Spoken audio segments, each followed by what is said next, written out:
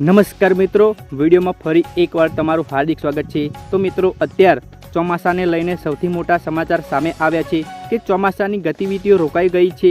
એટલે કે દક્ષિણ ગુજરાતથી ચોમાસું હજુ સુધી આગળ વધ્યું નથી। હવામાન વિભાગ દ્વારા એ પણ જણાવવામાં આવ્યું છે કે ચોમાસું હવે 20 જૂન બાદ ગુજરાત તરફ આગળ વધી શકે છે, જેના કારણે ભારે વરસાદ અને વાવણીલાયક વરસાદમાં વિલંબ લાગી શકે છે। એટલે કે હાલમાં કોઈ વરસાદની શક્યતાઓ નથી।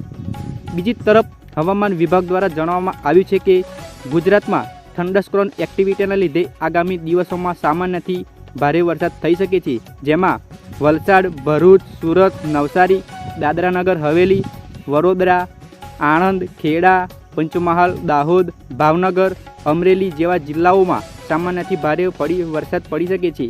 તો મિત્રો, અમારી આ માહિતી તમને ગમી હોય તો અમારી આ ચેનલને સબસ્ક્રાઈબ કરી દેજો અને વિડીયોને એક લાઈક કરજો।